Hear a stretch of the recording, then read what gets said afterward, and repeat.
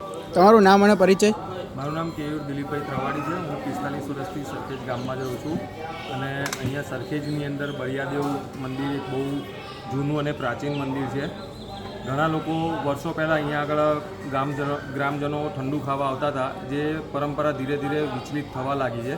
એટલા માટે થઈને અત્યારે બળિયાદેવ મંદિરના ટ્રસ્ટી મંડળ અને કાર્યકર્તાઓ દ્વારા એક અનેરો પ્રયાસ કરી અને અહીંયા ભક્તોની પાછા બોલાવવા માટે કે પાછા લોકોને જાગૃત કરવા માટે તેને એક પ્રયાસ કરીએ છીએ કે દર શ્રાવણ મહિનામાં, પવિત્ર મહિનામાં અહીંયા છેલ્લા 2 વર્ષથી અમરનાથ બનાવવાનું આયોજન થાય છે અને સરખેજ ગામ અને સરખેજ ગામની આજુબાજુની જનતાઓ માટે આપણે અહીંયા દર્શનનો લાવો મળે કે જે લોકો ત્યાં જઈ નથી શકતા એની એક આબેહૂબ છબી ઊભી કરીએ છીએ અહીંયા અને ગામ લોકોને એના દર્શનનો લાવો આપીએ છીએ, જે સાંજે 4 વાગ્યાથી ચાલુ થાય છે અને રાત્રે 10:30, 11 વાગ્યા સુધી ચાલુ હોય છે. તમને આ શિવલિંગ બનાવવાનો વિચાર કેવી રીતે આવ્યો?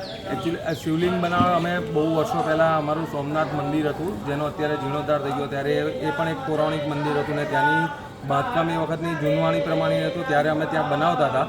પણ પછી જ્યારે એનું નવીનીકરણ થયું ત્યારે એની સ્પેસ થોડી ખુલી ગઈ અને અમને બંધિયાર સ્પેસ નથી મળતી. પણ અત્યારે જ્યારે બળિયાદેવ મંદિરના ટ્રસ્ટીઓ અને ત્યાંના કાર્યકર્તા મિત્રોએ આવીને અમારી જોડે વાત કરી કે ભાઈ અમારે આવું કરવાનું છે, તો આ ગામની એક ભલાઈ માટે થઈ રહ્યું છે, આપણી એકતા અને યુનિટી માટે થઈ રહ્યું છે, એટલે અમે બધા જ ગ્રામજનો આની અંદર સહભાગી થઈએ છીએ.